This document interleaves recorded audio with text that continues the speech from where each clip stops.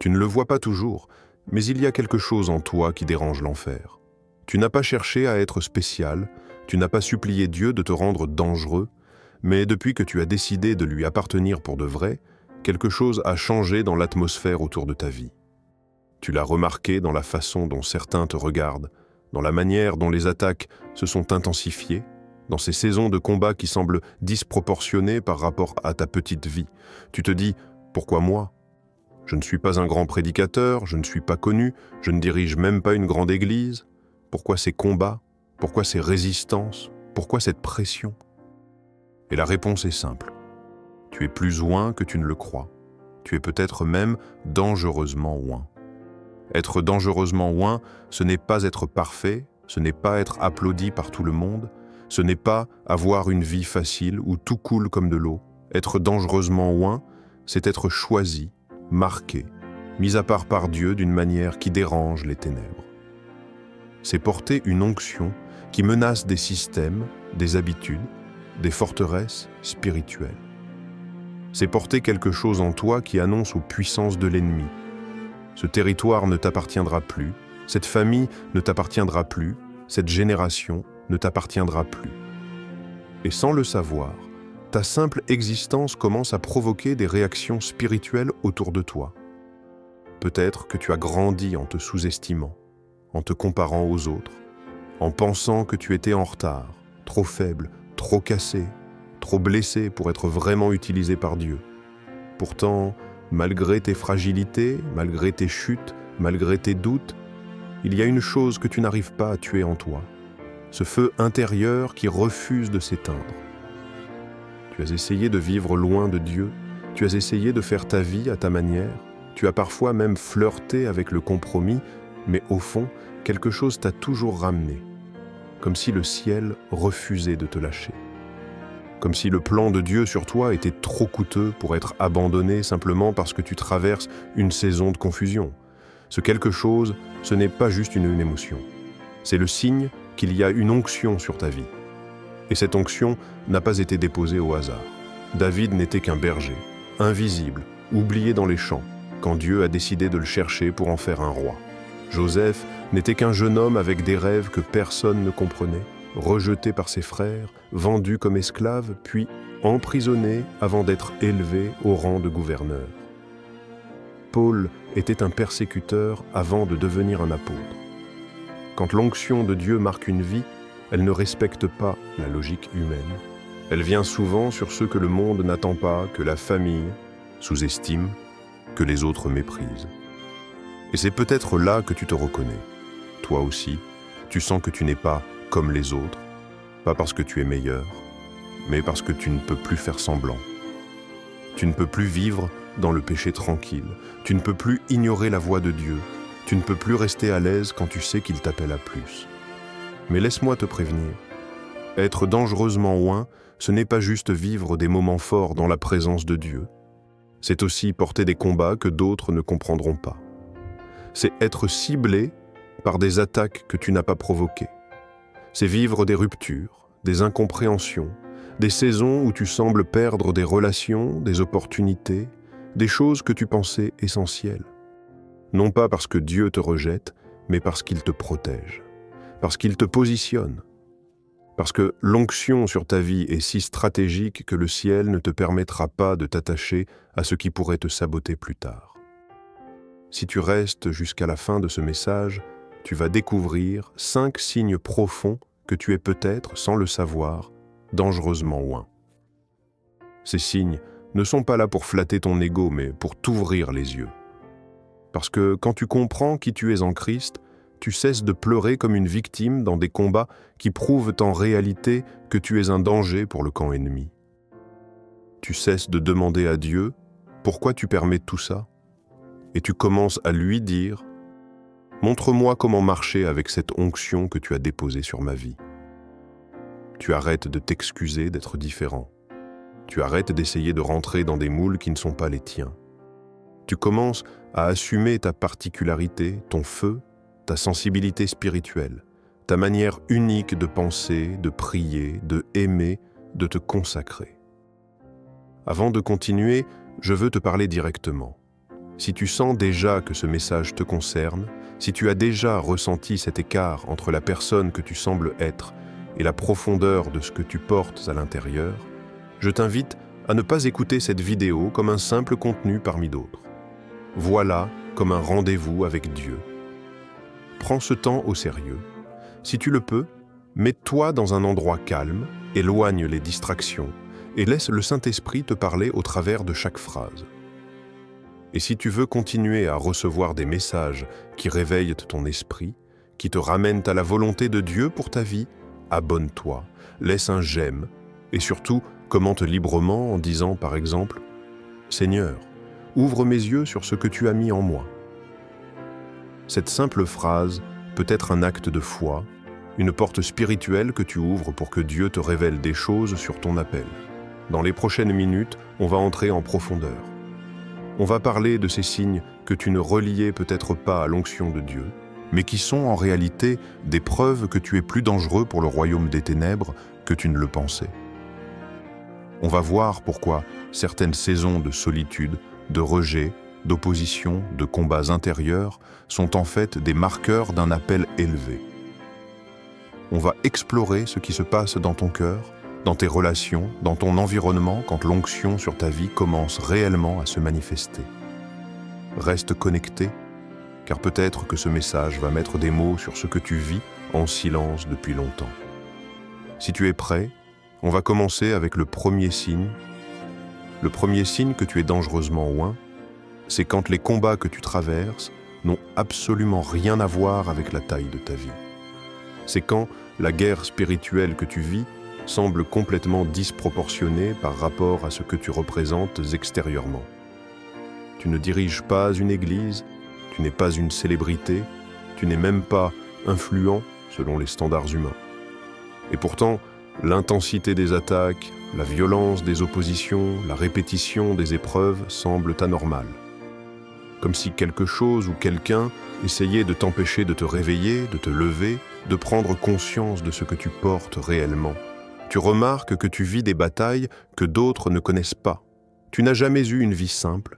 Depuis ton enfance, il y a eu des combats, des injustices, des rejets, des ruptures, des événements soudains et brutaux qui n'ont aucun sens logique. Tu regardes autour de toi et tu te demandes pourquoi ceux qui vivent dans le péché semblent vivre tranquilles, alors que moi, dès que je fais un pas vers Dieu, l'enfer se déchaîne. Tu ne comprends pas pourquoi, chaque fois que tu veux avancer, une résistance invisible apparaît. Et parfois, tu te dis que tu es maudit, que quelque chose cloche en toi. Mais la vérité, c'est qu'au contraire, il y a quelque chose de précieux en toi. L'ennemi ne combat jamais ce qui ne le menace pas. S'il attaque ta paix, c'est parce que ton futur dérange son royaume. S'il attaque ton identité, c'est parce que ton appel, une fois pleinement assumé, va libérer d'autres personnes. S'il attaque ton mental, c'est parce que tu portes en toi des vérités, des visions et des révélations qui peuvent détruire des chaînes dans ta propre famille. S'il s'acharne sur toi, c'est parce que ton obéissance, ton feu et ta consécration vont ouvrir des chemins spirituels que personne n'a jamais ouverts avant toi. Regarde David. Avant d'être oint, il était tranquille. Quand Samuel est venu dans sa famille, les attaques ont commencé. Sa vie est devenue la cible d'un roi jaloux, d'un système religieux fragile, de géants, d'armées hostiles. Pourquoi ? Parce que la couronne reposait déjà sur lui, même s'il n'était encore qu'un berger inconnu. L'adversité s'est levée avant même que sa destinée se manifeste publiquement. Et c'est ce qui t'arrive à toi aussi. L'enfer voit ce que tu ne vois pas encore. Ce premier signe se manifeste aussi dans des attaques qui se répètent dans les saisons les plus importantes de ta vie. Quand tu dois entrer dans une nouvelle étape, quand tu t'approches d'une bénédiction, quand tu fais un choix qui te rapproche de ta destinée, soudain, quelque chose se lève pour te fatiguer, pour t'effrayer, pour t'éloigner de Dieu. Ce n'est pas un hasard, c'est un indicateur que tu es dangereusement oint. Parfois, tes attaques ne sont même pas visibles extérieurement. Elles se passent dans ton esprit. Tu es en guerre intérieure. Tu fais des rêves troublants. Tu te réveilles épuisé. Tu ressens des pensées de découragement, de confusion, de doute qui ne t'appartiennent même pas. Tu traverses des moments où tu sens que quelque chose essaie de t'éteindre. Pas ton caractère, pas ton énergie, mais ton feu spirituel. Et ça, ce n'est pas naturel. C'est la preuve que le royaume des ténèbres a identifié ce que tu portes, même si toi, tu n'en as pas encore pleinement conscience. Il y a aussi ces attaques relationnelles qui surgissent sans explication. Des gens qui se retournent contre toi. Des amitiés qui explosent sans raison. Des malentendus étranges. Des trahisons soudaines. Des personnes qui t'envient ou te détestent sans te connaître réellement. Tu te demandes « Qu'est-ce que j'ai fait ?» Mais tu n'as rien fait. Ce n'est pas contre toi qu'ils réagissent, c'est contre ce que tu portes. Il y a des gens qui ressentent ta lumière avant que tu ne l'aies toi-même découverte. Ils sentent ton potentiel, ils sentent ta différence. Ils sentent que Dieu t'a choisi, et ils ne savent pas pourquoi, mais ils réagissent avec jalousie, gêne, rejet ou mépris. Ce premier signe se fait aussi sentir dans des blocages inexplicables. Tu travailles dur, tu fais de ton mieux, et pourtant quelque chose semble ralentir ta progression. Tu as l'impression que la porte est sur le point de s'ouvrir, mais à la dernière minute, tout se complique. Ce ne sont pas des obstacles naturels. Ce sont des résistances spirituelles. C'est la preuve que l'ennemi veut empêcher quelque chose d'émerger en toi. Il veut casser ta constance. Il veut casser ta foi. Il veut casser ton identité. Parce qu'il sait que si tu continues, si tu persévères, si tu restes fidèle à Dieu, tu vas devenir une menace réelle pour lui. Mais voici la vérité la plus importante. Dieu permet ces combats parce qu'il sait ce qu'il a mis en toi. Il ne te laisserait pas traverser des batailles qui te dépassent si l'onction sur ta vie n'était pas suffisamment grande pour te porter. Il ne t'exposerait pas à un combat qui pourrait te détruire. Au contraire, ces combats dédiés sont là pour te révéler à toi-même, pour t'élever, pour te préparer, pour te forger, pour t'équiper, pour te faire comprendre que tu n'es pas un chrétien ordinaire. Tu es mis à part, tu es marqué, tu es protégé, tu es destiné à quelque chose de grand, et quand tu es dangereusement loin, l'ennemi le sait souvent avant toi. Le deuxième signe que tu es dangereusement loin, c'est cette solitude étrange, profonde, injustifiable, que tu traverses depuis un moment. Une solitude qui ne ressemble pas à un rejet humain, mais à une séparation orchestrée par Dieu lui-même. Tu regardes ta vie et tu te rends compte que, peu à peu, certaines personnes s'éloignent. Des amitiés qui semblaient solides se fissurent sans explication. Des relations que tu pensais éternelles s'éteignent. Des connexions sociales se brisent, non pas dans le bruit, mais dans un silence lourd et mystérieux. Ce n'est pas que les gens te détestent, c'est juste qu'ils ne t'accompagnent plus dans la saison où Dieu te fait entrer. Et cela fait mal, parce que cette solitude n'est pas choisie. Elle t'arrive. Tu la subis, tu la ressens jusque dans ton esprit, cette impression d'être entouré physiquement, mais incompris intérieurement. Tu as l'impression que personne ne voit vraiment ce que tu portes. Personne ne comprend tes combats, personne ne saisit ton feu, personne ne perçoit ta sensibilité spirituelle. Tu as essayé de partager ce que tu ressens, mais les autres t'ont répondu comme si tu exagérais, comme si tu dramatisais, comme si tu étais trop spirituel. Et cela t'a fait te refermer encore plus. Ce deuxième signe n'est pas une punition, c'est une protection. La solitude d'un homme ou d'une femme dangereusement loin n'est jamais vide. Elle est habitée par la présence de Dieu. Elle n'est pas un désert abandonné. C'est un sanctuaire où Dieu parle, où Dieu travaille, où Dieu façonne l'âme en profondeur. Personne dans la Bible n'a été puissamment utilisé par Dieu sans passer par une saison de solitude stratégique. Moïse a été mis à l'écart pendant 40 ans avant d'être envoyé en Égypte. Joseph a été séparé de sa famille avant de régner sur une nation entière. David a été isolé dans les champs avant de monter sur le trône. Jean le Baptiste a grandi dans le désert. Jésus, lui-même, a été conduit dans une saison d'isolement avant le début de son ministère. Dieu isole toujours ceux qui loin puissamment, pas pour les affaiblir, mais pour les purifier, pour les affermir, pour les séparer du bruit, des distractions, des voix humaines qui pourraient étouffer sa voix. Dieu te protège de ce qui pourrait détruire ton onction. Il éloigne de toi des personnes que tu ne savais pas toxiques. Il ferme des portes que tu voulais forcer. Il t'arrache de certaines fréquentations que tu pensais essentielles. Il te coupe de certains environnements où tu aurais étouffé. Tu souffres parce que tu voulais rester attaché à certaines personnes, mais Dieu savait qu'elles n'étaient pas capables de supporter la version future de toi. Ce deuxième signe se manifeste aussi par cette impression étrange d'être différent. Tu ne t'intègres pas facilement, même dans un groupe, même dans une foule, même dans un cercle d'amis. Tu es présent, mais tu te sens à part. Tu partages des moments, mais ton âme reste ailleurs. Tu as l'impression que ton cœur se situe dans une autre dimension. Tu n'arrives pas à te compromettre juste pour appartenir. Tu ne peux pas faire semblant. Tu ne peux pas vivre dans la superficialité. Tu ne peux pas rire avec tout le monde. Tu ne peux pas entrer dans toutes les conversations. Ce n'est pas de la fierté, ce n'est pas de la timidité, c'est de l'onction.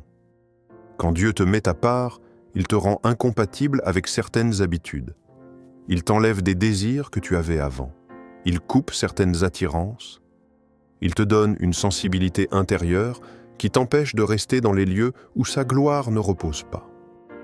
C'est pourquoi tu sens que certains endroits t'oppressent, certaines relations te fatiguent, certaines conversations te vident, certains comportements te blessent, certaines ambiances t'étouffent. Tu ressens les choses différemment. Tu vois ce que les autres ne voient pas.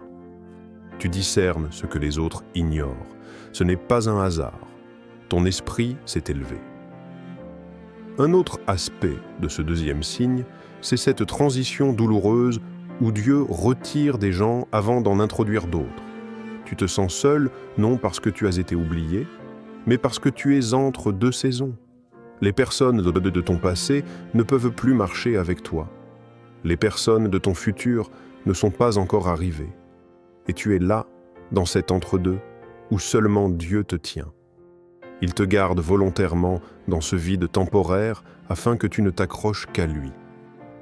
Car si tu étais entouré, tu aurais cherché la validation humaine. Mais quand tu es seul, tu apprends à reconnaître sa voix. Tu apprends à dépendre de lui.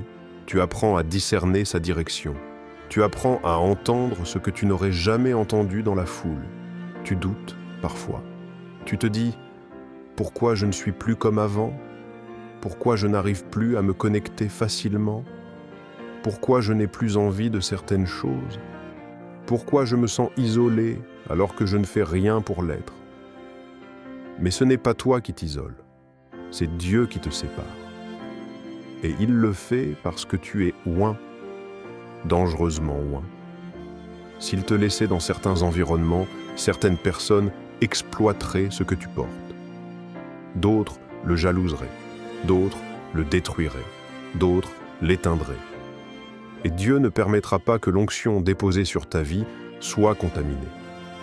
La solitude d'une personne dangereusement ointe n'est jamais une erreur ni une malédiction. C'est une étape obligatoire, un passage sacré par lequel Dieu prépare tes épaules pour ce qu'il va placer sur ta vie. C'est dans cette solitude que Dieu va te révéler tes dons, guérir tes blessures, ajuster ton caractère, purifier tes intentions, clarifier ton appel et affermir ta foi.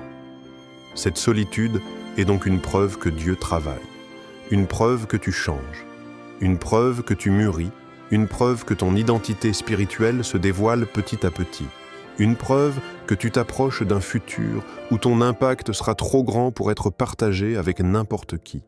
Le troisième signe que tu es dangereusement oint, c'est cette sensibilité intérieure, profonde, presque inexplicable, qui grandit en toi, une sensibilité spirituelle que les autres ne comprennent pas, que même toi parfois tu ne comprends pas, mais qui témoigne que l'Esprit de Dieu travaille en toi d'une manière inhabituelle. Ce n'est pas une hypersensibilité émotionnelle. C'est une hypersensibilité spirituelle. Tu commences à discerner les choses avant qu'elles n'arrivent. Tu ressens l'atmosphère d'une pièce avant même que quelqu'un ne parle. Tu perçois les intentions cachées derrière les sourires.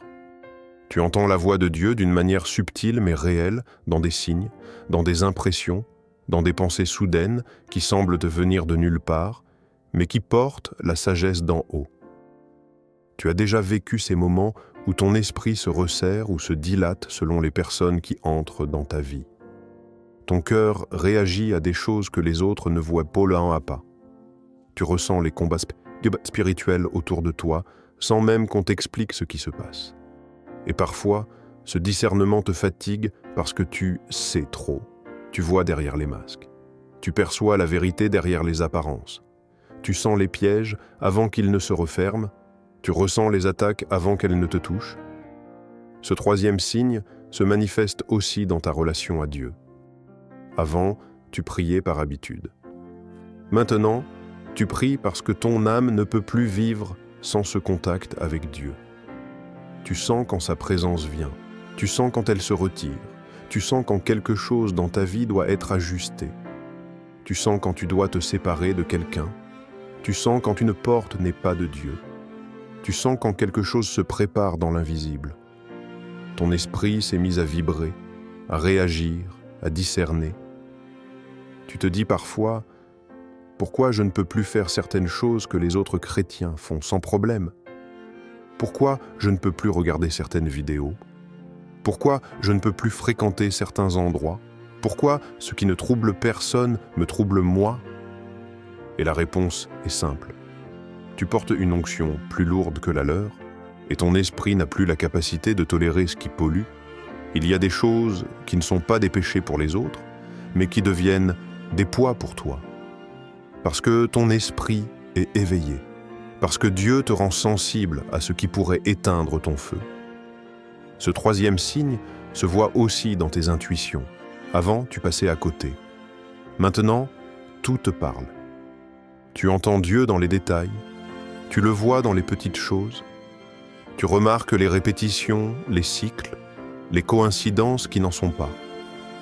Tu te surprends à dire « je le savais ». Et ce n'est pas de la chance, c'est du discernement. C'est de la vision intérieure. C'est de la perception spirituelle. Les attaques, tu les sens venir. Les faux amis, tu les reconnais. Les pièges, tu les repères. Les nouvelles étapes, tu les discernes avant qu'elles ne se manifestent. Tu as remarqué aussi que tu ne supportes plus le mensonge. Il t'étouffe. Tu ne supportes plus le péché. Il te blesse. Tu ne supportes plus la tiédeur. Elle t'épuise. Tu ne supportes plus les choses superficielles. Elles t'ennuient profondément. Ton âme demande plus. Ta foi demande plus. Ton intérieur réclame de la profondeur, de la vérité, de l'authenticité. Ce n'est pas toi qui as changé, c'est ton onction qui augmente. Parce que tu es dangereusement oint, ton esprit devient un instrument fin, sensible, purifié, affûté pour discerner la volonté de Dieu. Ce que les autres considèrent comme excessif, toi, tu le vis comme une nécessité. Ce que les autres considèrent comme un détail, toi tu le vis comme une alerte. Ce que les autres considèrent comme une simple émotion, toi tu le reçois comme une révélation. Ce troisième signe se manifeste même dans ta capacité à sentir la présence du mal. Tu ressens quand quelque chose n'est pas sain, quand une atmosphère est lourde, quand un lieu est impur, quand quelqu'un porte une énergie destructrice. Ce n'est pas de la paranoïa. C'est ton esprit qui discerne les réalités invisibles. Tu sens aussi quand Dieu veut te parler. Tu ressens ces moments où le silence de ton âme se remplit d'une paix inexpliquée. Tu perçois les saisons spirituelles. Tu sens quand une porte s'ouvre. Tu sens quand une porte se ferme. Tu sens quand une transition arrive. Tu sens quand un combat commence. Tu sens quand ta vie s'élève.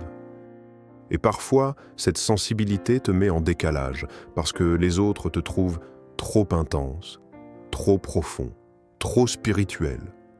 Ils ne comprennent pas que Dieu t'a donné un radar intérieur. Ils ne comprennent pas que ton esprit a été activé. Ils ne comprennent pas que tu es en train de devenir une arme vivante dans la main de Dieu. Être dangereusement oint, c'est percevoir ce que les autres ignorent. C'est voir là où les autres ne regardent pas. C'est ressentir ce que les autres ne remarquent pas. C'est être éveillé dans un monde endormi. Et cette sensibilité spirituelle que tu trouves parfois lourde, c'est en réalité l'une des plus grandes preuves que Dieu t'a mis à part.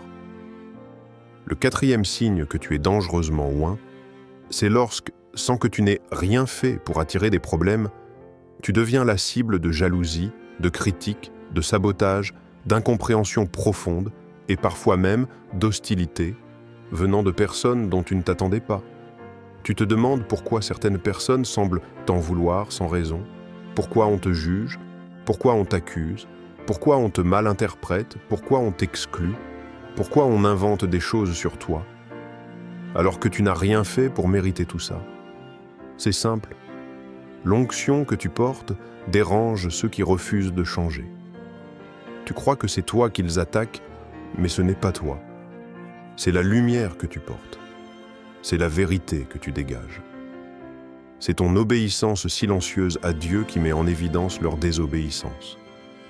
C'est ta progression intérieure qui expose leur stagnation. C'est ta pureté d'intention qui révèle leur motivation tordue.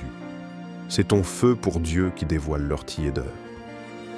Ce quatrième signe commence souvent par de la jalousie. Une jalousie qui ne ressemble pas à celle du monde, mais à celle qui a animé Caïn contre Abel. Une jalousie spirituelle. Une jalousie intérieure. Une jalousie silencieuse. Une jalousie que tu sens dans les regards, dans les silences, dans les attitudes, dans les comportements. Tu sens que quelque chose dans ta présence dérange certaines personnes, même si tu les traites avec amour. Quand tu es dangereusement oint, certaines personnes te rencontrent et se sentent automatiquement en compétition avec toi, alors que tu n'es en compétition avec personne. Ton simple geste, ta simple élévation, ta simple fidélité, ton simple amour pour Dieu déclenche chez eux une agitation. Et tu te demandes, mais qu'est-ce que j'ai fait? Rien. Tu n'as rien fait. C'est juste qu'ils ressentent, sans comprendre que la main de Dieu est sur toi. Ce quatrième signe se manifeste aussi dans les incompréhensions. Tu expliques un mot, ils comprennent autre chose. Tu t'excuses, ils disent que tu t'excuses mal. Tu fais un geste de paix, ils interprètent ça comme un reproche. Tu veux aider, ils pensent que tu veux dominer. Tu veux aimer, ils pensent que tu veux manipuler. Tu parles et ta parole est distordue. Tu te tais et ton silence est mal interprété. Tu es dans une saison où même avec la meilleure intention du monde, on te lit de travers. C'est parce que les personnes spirituellement instables ne savent pas comment réagir face à une personne que Dieu élève. Lorsque Joseph a raconté ses rêves, ce n'était pas de l'arrogance, c'était de la naïveté. Mais ses frères l'ont interprété comme de l'orgueil. Pourquoi ? Parce que leur esprit n'était pas capable de supporter ce que Dieu avait déposé dans une vie qui n'était pas la leur. Quand tu es dangereusement oint, certains ne supportent pas ton appel, même si tu ne l'as pas encore compris toi-même. Puis viennent les sabotages. On parle contre toi. On te critique dans ton dos. On te ferme des portes. On te met des bâtons dans les roues. On invente des histoires pour te salir. On essaie de minimiser ce que tu portes. On tente de t'humilier, de te rabaisser, de t'éteindre. Ça peut venir d'amis, de collègues, de membres de la famille, de personnes à qui tu n'as jamais voulu de mal. Mais voici la vérité dure et simple. L'ennemi peut utiliser ceux qui sont fragiles spirituellement pour tenter de neutraliser ceux que Dieu veut élever. Le sabotage est une attaque stratégique. Le diable sait qu'il ne peut pas détruire l'onction, alors il essaie de détruire la personne qui la porte. Il met sur ton chemin des personnes qui te découragent, qui te fatiguent, qui te volent ton énergie, qui doutent de toi, qui t'éteignent, qui te jalousent, qui te blessent, qui te ralentissent. Il veut te pousser à abandonner. Mais ce qu'il ne comprend pas, c'est que plus il t'attaque, plus il confirme ton appel.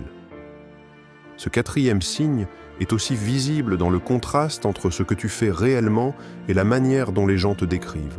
Tu donnes l'amour, on te répond par la suspicion. Tu offres l'aide, on te répond par la méfiance. Tu avances dans la pureté, on te critique de loin. Tu veux la paix, on cherche le conflit. Beaucoup ne voient pas ton cœur, mais Dieu, lui, le voit. Et il permet ces attaques pour une raison, te détacher de la validation humaine. Parce que l'onction que tu portes ne peut pas reposer sur quelqu'un qui dépend du regard des autres. Dieu veut que tu sois libre, libre de plaire, libre de déplaire, libre d'être incompris, libre d'être critiqué, libre d'être seul, libre de marcher avec lui sans explication. Les jalousies, les incompréhensions, les sabotages, ce sont des révélateurs, pas des malédictions. Ils révèlent 3 choses. 1. Tu portes quelque chose que les autres sentent, même si toi, tu ne le sais pas encore. 2. Dieu est en train de te repositionner loin des mauvaises personnes. 3. Tu es sur une trajectoire d'élévation spirituelle. Quand tu es dangereusement loin, tu deviens un miroir. Les gens projettent sur toi ce qu'ils refusent de confronter en eux. Ils t'en veulent pour des choses que tu n'es même pas en train de faire. Ils te combattent pour des choses que tu n'as jamais pensées. Ils te blessent, non parce que tu es mauvais, mais parce que ta lumière révèle leur zone d'ombre. Mais rassure-toi, Dieu n'autorise jamais une attaque sans y cacher une élévation. Et ce que les autres pensent d'entendre de toi compte moins que ce que Dieu a déclaré sur ta vie. Le 5e signe que tu es dangereusement loin, c'est cette faveur mystérieuse qui t'accompagne. Une faveur que tu n'arrives pas à expliquer, qui ne correspond ni à ton passé, ni à tes qualifications, ni à ton parcours, mais qui repose sur toi comme une main invisible qui t'ouvre des portes que personne ne t'avait enseignées. Tu remarques que, même dans les pires moments, quelque chose finit par tourner en ta faveur. Même quand tu n'as plus de force, quelque chose vient te relever. Même quand les autres te ferment la porte au nez, une autre porte apparaît par derrière, sans bruit, sans annonce, mais stratégiquement placée pour toi. Tu traverses des moments où tu te dis « Je ne mérite pas ça. Comment est-ce arrivé? Pourquoi cela me tombe dessus, moi, alors que je ne suis même pas la personne la plus parfaite, la plus qualifiée, la plus disciplinée ?» Tu t'étonnes de certaines bénédictions. Tu t'étonnes de certaines opportunités. Tu t'étonnes de certains retournements de situation. Tu t'étonnes de certaines protections. Tu t'étonnes de certaines promotions. Et tu sens, au fond de toi, que ce n'est pas juste de la chance. Ce n'est pas juste du hasard. Ce n'est pas juste le destin. C'est la main de Dieu. Ce 5e signe se reconnaît dans ces situations où tu pars perdant et tu finis gagnant. Tu pars derrière, tu arrives devant. Tu pars incompris, tu finis respecté. Tu pars seul, tu finis entouré. Tu pars rejeté, tu finis choisi. Tu pars blessé, tu finis restauré. Tu pars brisé, tu finis utilisé. Ta vie ressemble parfois à un mystère vivant. Les gens essaient de comprendre comment tu continues d'avancer après tout ce que tu as vécu. Comment tu continues de te relever après tout ce qui t'a abattu. Comment tu continues d'espérer après toutes les déceptions. Comment tu continues de tenir debout après toutes les attaques. Comment tu continues de chercher Dieu malgré toutes tes blessures. Et la vérité, c'est que tu n'avances pas avec ta force. Tu avances avec ton onction. Quand tu es dangereusement loin, Dieu te donne une faveur qui dépasse ton curriculum, ton expérience, ton entourage, ton niveau d'éducation, ton passé et même tes capacités. Tu entres dans des endroits où tu n'aurais jamais pu entrer. Tu rencontres des personnes que tu n'aurais jamais pu rencontrer. Tu reçois des opportunités auxquelles tu n'aurais jamais pu prétendre. Et tout cela, non parce que tu es parfait, mais parce que tu es marqué. Ce 5e signe apparaît aussi dans ta protection divine.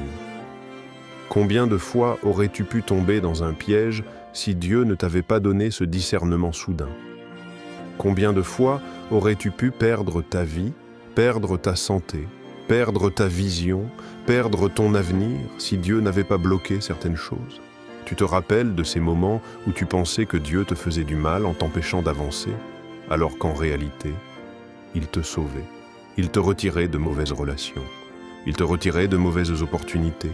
Il te retirait de mauvais environnements. Il te retirait de portes qui auraient détruit ton futur. Parce que quand tu es dangereusement loin, Dieu te protège même de ce que tu veux. Cette grâce étrange se manifeste aussi dans ta croissance. Tu n'es pas parfait, mais tu progresses. Tu n'es pas toujours fort, mais tu continues. Tu n'as pas toujours la foi d'un géant, mais tu marches. Tu t'es déjà trompé, mais tu apprends. Tu t'es déjà effondré, mais tu reviens. Tu t'es déjà éloigné de Dieu, mais tu retournes vers lui avec encore plus de profondeur. Et malgré tous tes défauts, Dieu continue de te chercher. Malgré tes limites, il continue de t'appeler. Malgré tes erreurs, il continue de t'élever. Malgré tes faiblesses, il continue de te confier des responsabilités spirituelles. Parce que tu es dangereux pour l'enfer. Parce que tu es utile pour le royaume. Parce que tu portes quelque chose que d'autres n'ont pas. Ce cinquième signe se voit aussi dans ta capacité à rebondir rapidement.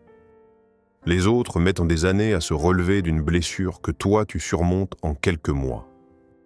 Les autres s'effondrent là où toi tu finis par sourire.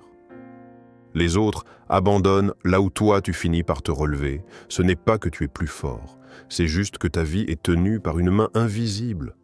Dieu te repositionne même quand tu te perds, il te restaure même quand tu te brises, il te relève même quand tu tombes. Quand quelqu'un est dangereusement loin, la grâce de Dieu devient une évidence pour tous ceux qui l'observent. Tu avances sans savoir comment. Tu réussis sans savoir pourquoi. Tu échappes à des pièges qui auraient détruit d'autres. Tu reçois des bénédictions qui dépassent ta compréhension.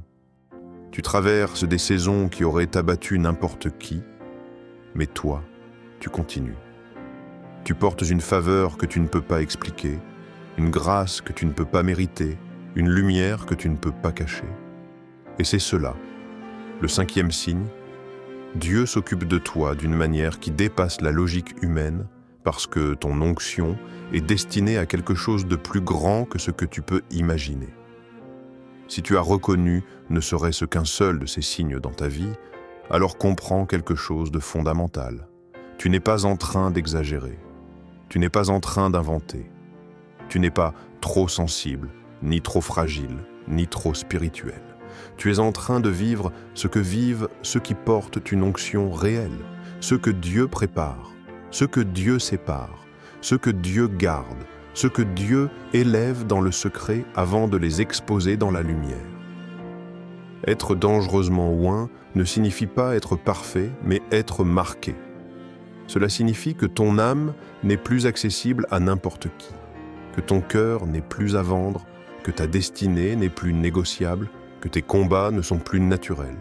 Cela signifie que le ciel a posé son sceau sur ta vie et que même si tu ne le vois pas encore, Dieu a déjà commencé ton élévation dans l'invisible. Tu es dangereux non parce que tu es fort, mais parce que tu es consacré. Tu es dangereux non parce que tu connais tout, mais parce que tu es dirigé. Tu es dangereux non parce que tu es applaudi, mais parce que tu es choisi.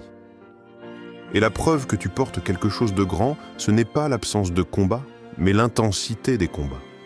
Ce n'est pas la quantité d'amis, mais la qualité de ta solitude. Ce n'est pas la reconnaissance des hommes, mais la reconnaissance du ciel. Ce n'est pas la facilité, mais la persévérance qui brûle encore dans ton âme. Tu es dangereusement loin parce que tu continues d'avancer. Tu es dangereusement loin parce que tu refuses d'abandonner. Tu es dangereusement loin parce que tu restes attaché à Dieu, même quand tu ne comprends rien. Tu es dangereusement loin parce que tu n'as jamais cessé d'être marqué, même quand tu étais brisé. Et aujourd'hui, ce message n'est pas venu dans ta vie par hasard. Il est venu comme un miroir, comme une confirmation, comme une réponse aux questions silencieuses que ton cœur posait depuis longtemps. Il est venu pour ouvrir tes yeux, pour te rappeler que tu n'es pas ordinaire, que tu n'es pas fragile, que tu n'es pas oublié, que tu n'es pas abandonné. Tu es choisi, tu es marqué, tu es établi, tu es protégé, tu es destiné. Et si Dieu t'a gardé après tout ce que tu as vécu, c'est parce qu'il n'en a pas encore fini avec toi. Avant que nous ne commencions la prière, prends un instant, respire profondément. Mets ta main sur ton cœur si tu le peux, parce que ce moment n'est pas un simple rituel. Ce n'est pas une prière parmi d'autres. C'est un moment où ton esprit va se réaligner, où ton âme va s'ouvrir, où ton cœur va recevoir quelque chose de nouveau. Tu viens d'entendre 5 signes qui ne sont pas des coïncidences. Ce sont des confirmations. Et chaque confirmation est une preuve que Dieu veut aujourd'hui sceller quelque chose en toi, ranimer ton feu, guérir ce que la vie t'a arraché et restaurer l'autorité spirituelle que tu avais peut-être oubliée. Alors ne prie pas comme d'habitude, ne prie pas mécaniquement, ne prie pas avec ta tête, prie avec ton âme, prie avec ton cœur, prie comme quelqu'un qui sait qu'il est appelé à marcher dans sa vérité et dans sa puissance. Maintenant, prépare-toi, ton esprit est prêt, ton cœur est ouvert et Dieu est là. Ensemble, prions, Père éternel. Je viens devant toi en ce moment sacré, dans le calme de mon âme et dans la vérité de mon cœur. Je viens comme je suis, fragile parfois, fort parfois, blessé souvent, mais toujours en quête de toi. Je viens avec tout ce que je suis, tout ce que j'ai, tout ce que j'attends, tout ce que j'ai traversé. Parce que je sais que rien dans ma vie n'a été un hasard. Rien n'a été perdu. Rien n'a été inutile. Tu as vu mes larmes, tu as entendu mes soupirs, tu as observé mes combats, tu as compté mes pas, même ceux qui m'ont éloigné de toi. Seigneur, aujourd'hui, je te rends tout. Je te rends mes peurs, je te rends mes doutes, je te rends mes blessures, je te rends mes solitudes, je te rends mes incompréhensions. Je te rends tous ces combats qui n'ont jamais trouvé d'explication. Parce que maintenant, j'ai compris. Si j'ai traversé tout cela, c'est parce que tu m'as marqué d'une onction qui dépasse ce que j'imaginais. Père, renouvelle en moi ce que la vie a tenté d'éteindre. Rallume le feu qui faiblit parfois sous le poids des attaques. Redonne force à mes mains, clarté à mes pensées, stabilité à mes émotions, courage à mon cœur. Replace mes pas sur le chemin que tu as tracé pour moi avant même que je ne sois formé dans le ventre de ma mère. Seigneur, je te demande aujourd'hui une chose précise. Scelle mon onction. Protège-la. Renforce-la. Purifie-la. Fais-moi marcher dans ce que tu as déclaré sur ma vie. Ne permets pas que je sois influencé par la peur, par les regards humains ou par les attaques de l'ennemi. Donne-moi la stature d'une personne dangereusement ointe, humble mais intrépide, douce mais inébranlable, aimante mais discernante, silencieuse mais puissante. Seigneur, je t'ouvre mon cœur. Viens guérir les zones que je n'ai jamais osé exposer. Viens restaurer les parties de moi que j'ai laissées derrière. Viens toucher les cicatrices encore sensibles, les pensées encore fragiles, les mémoires encore douloureuses. Viens enlever de mon cœur toutes les conséquences des jalousies, des trahisons, des incompréhensions. Je refuse de porter dans ma destinée ce que l'ennemi a tenté d'imposer dans mes saisons de brisure. Fais-moi devenir qui tu m'as vu être. Fais-moi marcher dans l'autorité que tu as prévue pour moi. Fais-moi entrer dans les portes que tu as préparées pour ma vie. Fais-moi discerner les pièges, reconnaître les distractions, éviter les faux amis. Entoure-moi des bonnes personnes. Éloigne celles qui ne sont pas faites pour mon appel. Éternel, je te demande une chose encore plus profonde. Donne-moi la paix de celui qui sait qu'il est marqué par Dieu. Donne-moi la paix de celui qui n'a plus peur du regard des hommes. Donne-moi la paix de celui qui ne se justifie plus. Donne-moi la paix de celui qui ne se compare plus. Donne-moi la paix de celui qui avance, même seul, parce qu'il sait que Dieu marche devant lui.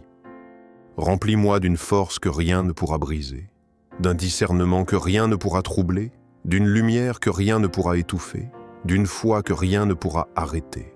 Seigneur, je proclame aujourd'hui que je suis ce que tu dis que je suis, mis à part, appelé, choisi, protégé, conduit, équipé, formé et dangereusement oint. Merci pour les combats qui m'ont formé, Merci pour les solitudes qui m'ont approfondi. Merci pour les attaques qui m'ont endurci. Merci pour les grâces qui m'ont surpris. Merci pour l'onction qui repose sur ma vie et que personne ne pourra jamais voler. Je me consacre à toi, je t'appartiens. Et je marcherai dans la mission que tu as prévue pour moi, avec assurance, avec paix, avec vérité, avec discernement, avec feu. Que ta main repose sur moi, que ta lumière me guide, que ta présence m'accompagne et que ton esprit me conduise là où ma chair n'aurait jamais osé aller. Au nom puissant, glorieux et éternel de Jésus-Christ. Amen.